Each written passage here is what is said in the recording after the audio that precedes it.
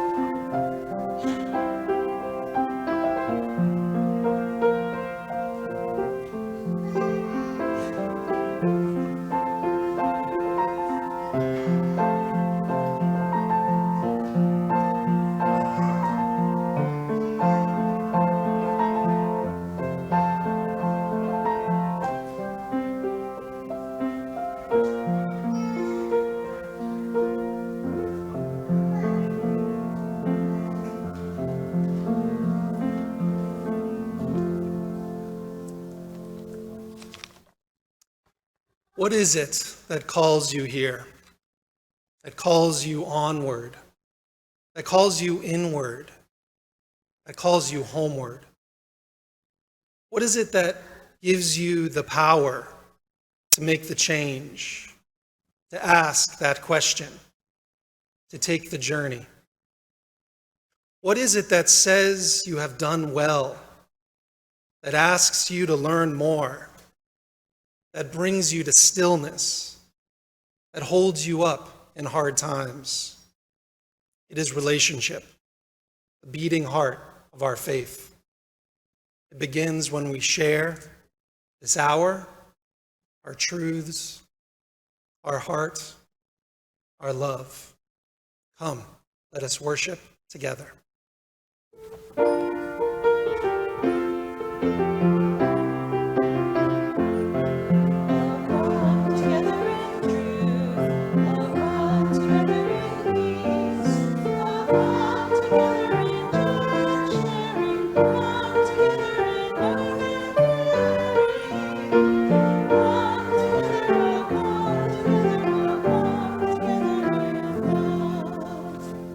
Please rise in body or in spirit for our opening hymn, Gather the Spirit. It's number 347 in your great hymnal.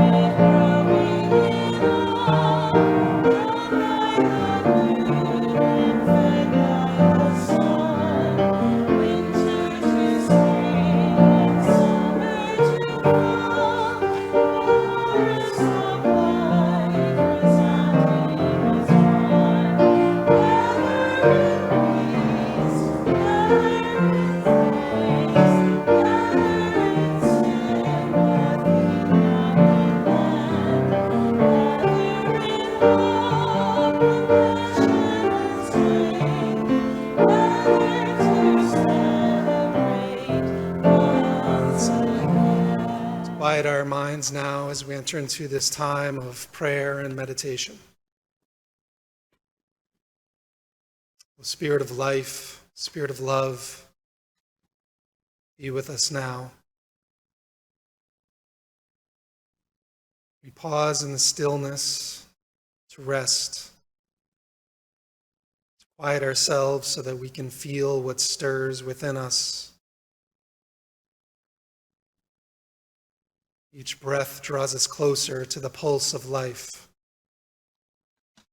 And with each exhale, we make room for something new.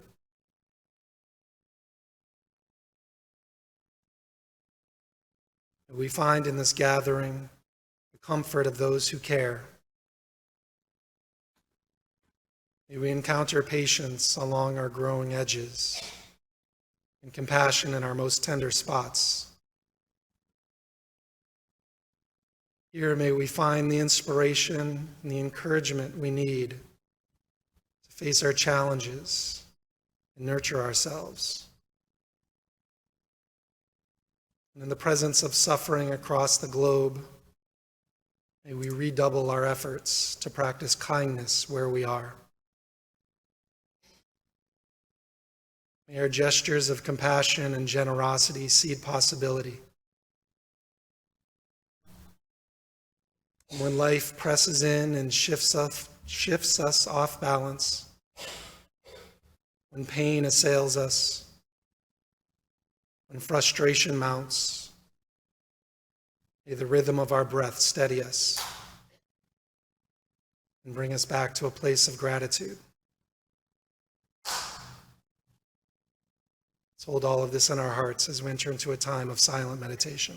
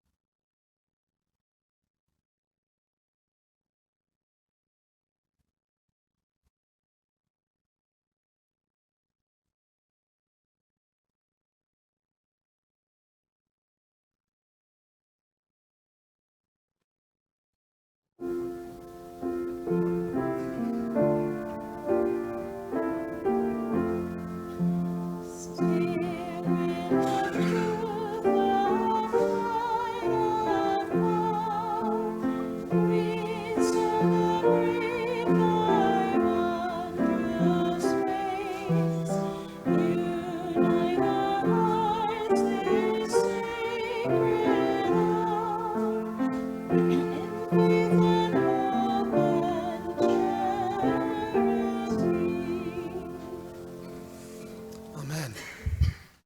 I would invite forward David Temple to share with us the morning's reading.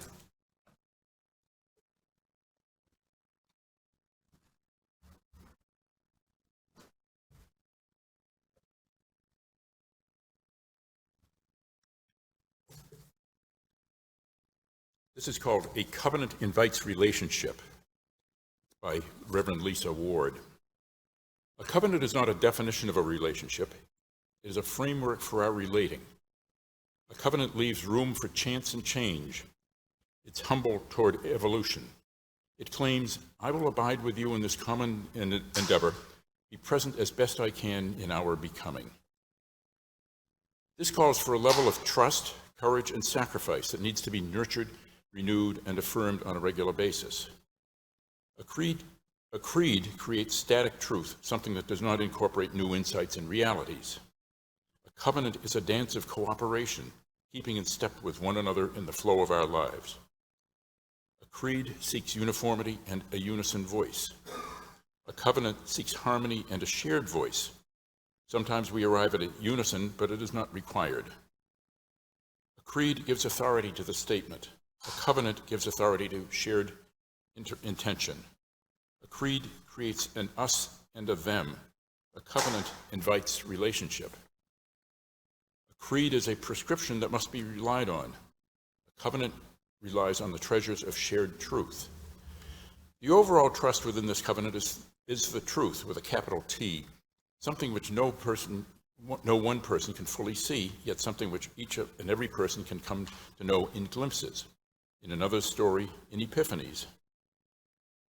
Truth is ever changing in our seeking to understand because of our limited perspectives. We grow into a deeper sense of meaning of all things when we take our journey seriously with full heart and mind. The courage within this covenant is the acceptance and celebration of life with all its challenges, pain, ironies, and joys. And the sacrifice within this covenant is the letting go of dogma, of assumptions of control, and giving over to a greater wisdom which comes to us in bits and pieces. The task of this covenant is to take responsibility for the freedom we espouse. We know that we are interconnected, and that what we do creates ripples of hope or despair, of affirmation or negation. What we do with them and for one another is powerful and beyond our imagining. Thank you, David.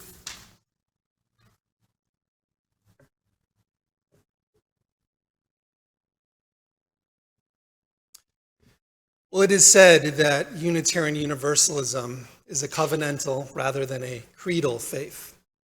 And so you might ask, what exactly does that mean? What is a covenant? Where did this idea even come from? What does it mean for our UU faith movement, historically and now in the present day?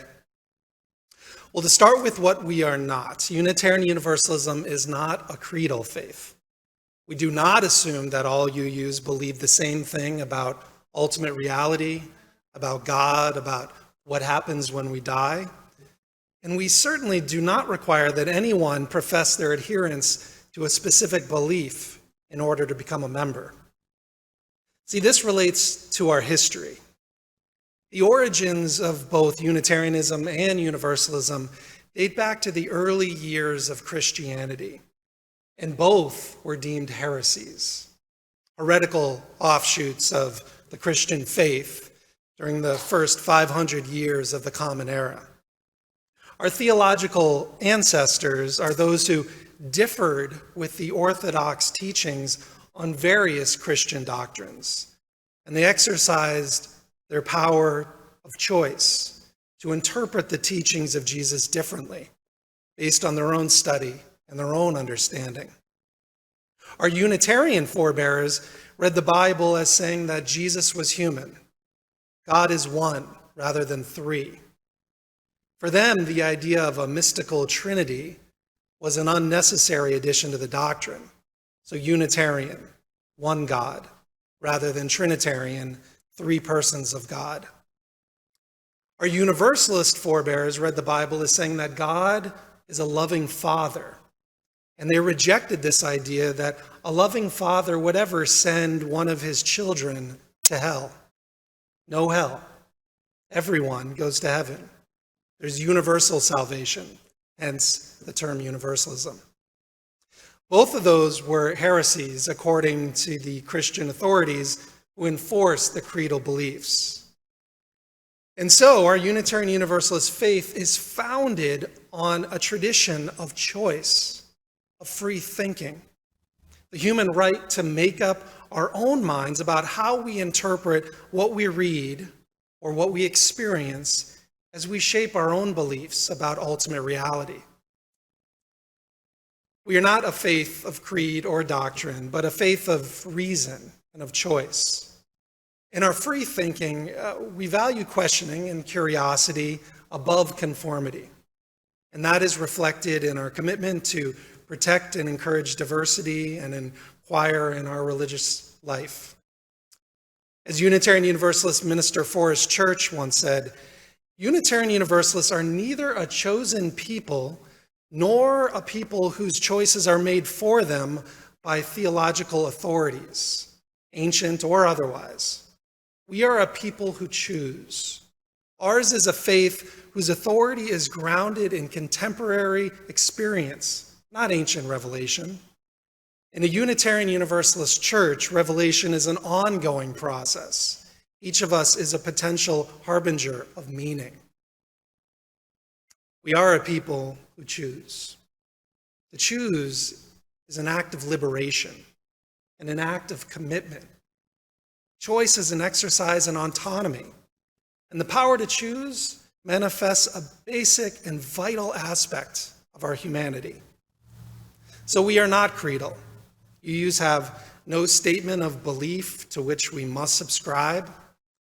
But then, if we are not united as a people of faith by a common doctrine or statement of belief, then what does unite us? Well, the other half of our foundation as a faith, along with the freedom of choice, is our commitment to free association, the promises that we make to one another, the agreements, the covenants we create for how we will be together.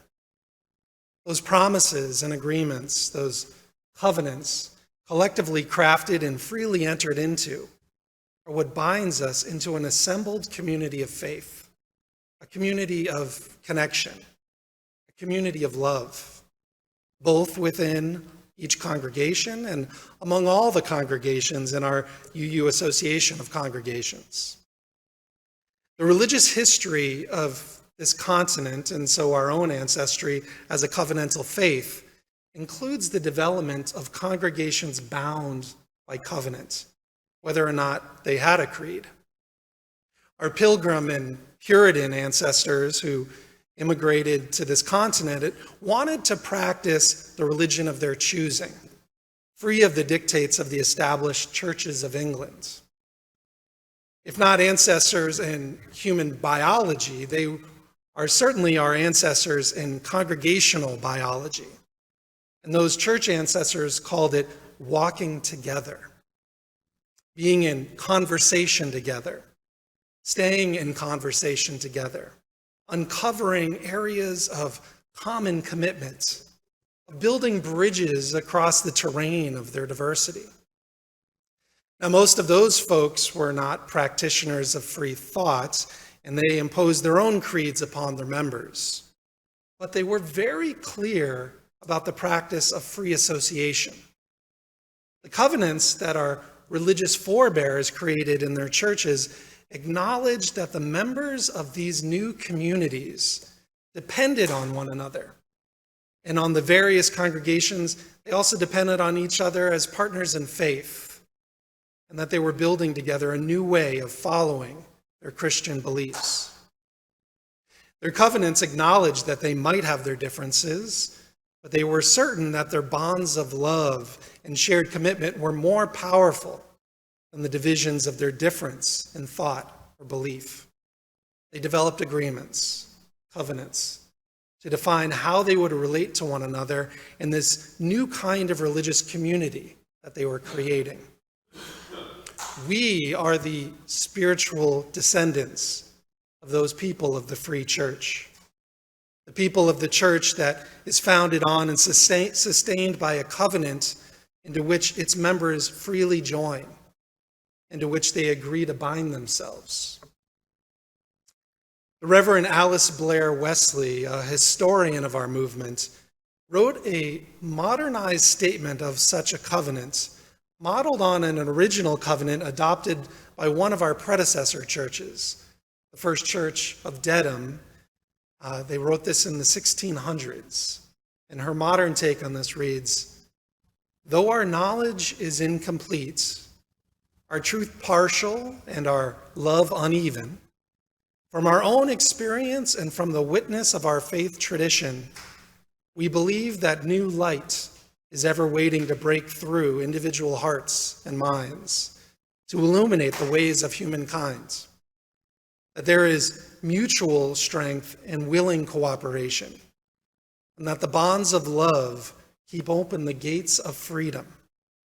Therefore, we pledge to walk together in the ways of truth and affection as best we know them now or may learn them in the days to come, that we and our children may be fulfilled, and that we may speak to the world with words and actions of peace and of goodwill." You know, when you think about it, it really does make sense that the independence of individual belief is not sufficient foundation to establish a sustainable institution of people who come together to become their own best selves and to make a difference in the world. Free thought is indeed a cornerstone of our tradition, but free thought is hollow without a corresponding freely shared commitment to join together in all our diversity, honoring all of our diversity, celebrating our diversity, to create together a world that accepts and celebrates of all the ways in which we are human. That is what our tradition of free religion means: freedom of thought and freedom of association, so that neither our beliefs nor our membership are constrained or coerced. You know, even those who are born and dedicated into Unitarian Universalism, we sometimes call these folks birthright UUs, they're a minority of our members. Even those born into this faith are not automatically members of a church. Each Unitarian Universalist makes the choice as an adult to join a local congregation of their own free will. There are people who identify as UU, and of course, that's wonderful that they are welcome to hang out with us whenever they like. But without a voluntary and affirmed connection as members of a congregational community, they are not living into the full nature of this full faith movement. Association is an affirming choice. Of our own free will, we make our commitments, including the very intentional decision to join together within a covenant we create together. I believe our way of religion with freedom of thought, freedom of choice, and association is essentially human and universal. Those freedoms connect and interact so that each one supports the other. As the member of the gathered body support each other in our free and responsible search for truth and meaning, creating a unified coherence in our whole lives. For me, this is how a fully human religion should be. Free association and covenantal commitment also define how our congregations are united within the Unitarian Universalist Association. The Unitarians and the Universalists, both growing up as Christian heretics, remained separate faith traditions. And by the 20th century, both had become smaller religious movements than they were in the 18th and 19th centuries. There were a lot of commonality between them in values and perspectives. And so with discussions that began in the 1930s and formal activities that took shape in the 1950s, these two historic movements moved toward a consolidation that formed the UUA in May of 1961.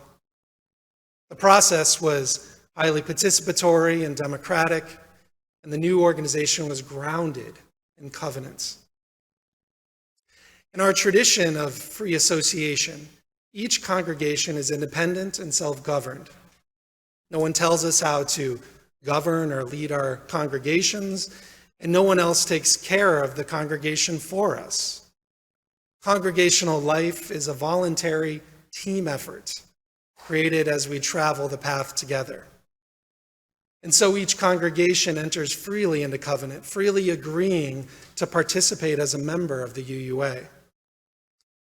We carry this tradition of covenant making throughout our association and within each congregation, as we freely agree to bind ourselves into a community of shared commitments that supports each of us to live faithfully in the world. As we support each other in our search, so we rely on the wisdom of other UU congregations as we move along our own developmental path. Folks in our Right Relations team discovered that the UU Church of Buffalo, New York has a webpage devoted to their work on covenantal renewal. Their beautifully crafted descriptive language is helpful as we think about the idea of covenant and how it's grown in our faith movement since the idea was articulated by the church in Dedham in the 1600s, which I mentioned earlier. Their website describes a covenant this way. A covenant is an agreement, a very solemn kind of agreement, taking all those things that we think that everyone knows about how we should treat each other and naming them and promising that we really will do our best to abide by them. Those promises are our covenants, and that covenant defines who we are as a group. Covenant is a living agreement created and accepted by all involved parties. A covenant can be changed or added to. People involved with the covenant need to embrace and trust it. Covenant identifies clear obligations and responsibilities to which all parties agree. A covenant, though, is different from a rule. If you break a rule, then there is usually a defined consequence, often a punishment. If we break a covenant, it's not a matter of punishment. Rather, if we want to stay in that relationship, we need to work with the other members of the covenant to heal what has been broken and to reaffirm our commitment to the covenant. In creating a covenant, we acknowledge that we are human and we're flawed. We know that conflict is inevitable. Therefore, when we have wronged or harmed or hurt one another, or when we ourselves have been wronged or harmed or hurt, a covenant exists to encourage us to move toward accountability instead of avoiding accountability. Accountability is the taking of responsibility for ourselves and others. It can start with self-accountability, for the ways we often don't show up for ourselves, blow past our own boundaries, beat ourselves up. Accountability to others can be understood as an important gift we can give to those who are hurting from our harm, and also to those who need to address the harm that they have caused. Accountability is rooted in our values, and it can promote growth, transformation, healing, and freedom. It's not a destination. It is a skill we can build on and practice. It can provide cherished opportunities to become better people. Being accountable for our actions is not easy, nor is it comfortable, but it is an opportunity to practice liberation, to practice love, to become the kinds of people that we want to be. In free thought and free association, a covenant strengthens a community. A covenant points the way to healing. It begins the process of repair that can nourish and comfort, build back trust, and ultimately it can carve out new paths of hope and faith. Now, this is a statement not just about the church as an institution, but about how we live and how a UU congregation supports each of its members into living in a more powerful and faithful way. In exploring the essential nature of religion, scholar Houston Smith described the world's first religions, which he called the primal religions.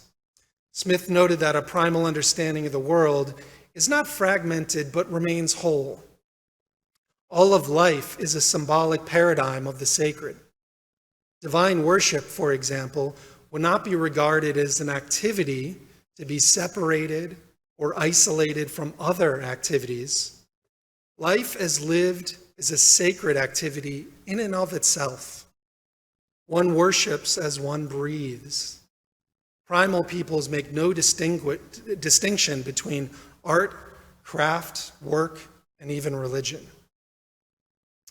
Well, in that primal framework, the question, is this religious or is this not religious? It makes no sense. This is just how we live. If I'm a Unitarian Universalist, then the principles governing freedom of thought, freedom of choice, and association carry through everything in my life. They are core to my being. My faith tradition supports me in the covenants I create, to which I commit, and my ways of relationship in the congregation inform all the ways that I am in the world. Religion is indeed all about how we live, the commitments we make to be true to ourselves and others, to live into our highest ideals, to create communities in which our children may thrive and our elders may share the gift of their wisdom, communities from which we may go forth to create a more just and compassionate world. When a person joins a UU congregation, they join hands with the other members and move together into a path of shared commitment and support. Those commitments are multi-layered and diverse, for a church is a complex community. Our shared commitments become part of the life of the congregation, part of the agreements, the covenants, the connections of mutual support and shared responsibilities by which the members of this church move together into the future. As you know, the congregation went through the process of creating a congregational covenant last year, led by our Right Relations team. And you can see a copy of that covenant inside the order of service. In this covenant we create as members, we make a commitment to be strong and faithful partners in this congregation that we create together, to support this congregation, and the association of congregations of which it is a part, holding ourselves and each other accountable to the agreements we make. In covenantal association, together we build a community, an institution that will last into the future, that will be here for our children and for our children's children, to sustain them and to serve the community, and to continue to be a beacon for the values and the commitments that we hold dear.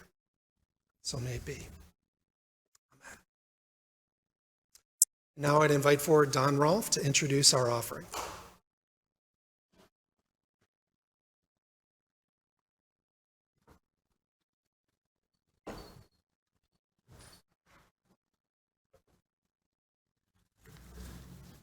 As we've just discussed, this is a community of choice. But for us to have the freedom to choose, we need to be here, we need to do things, and we need to support this community. This month, we will be sharing our offering with the Medford Coalition for Suicide Prevention. We hope that you will choose to give generously both to this community and to the Suicide Prevention Coalition.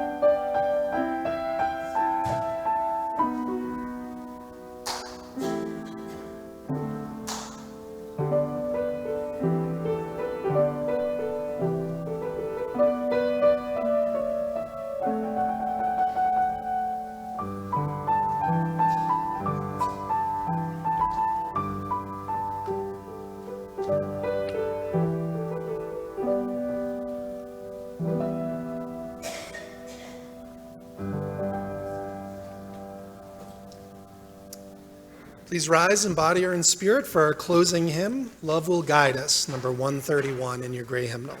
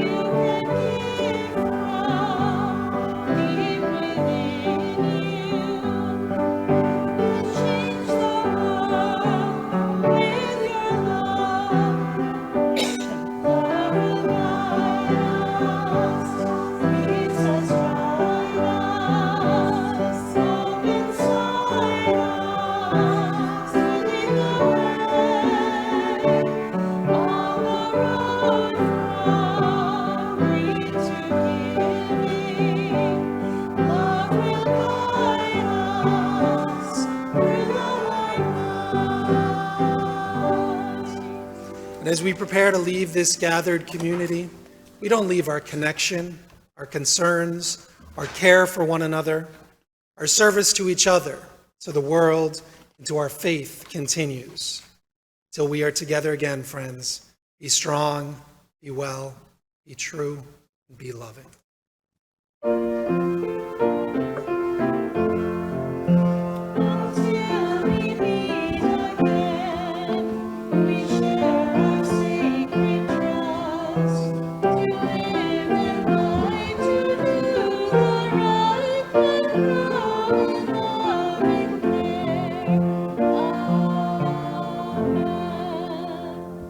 I will now extinguish our chalice, but may its light and warmth stay in our hearts until we meet again.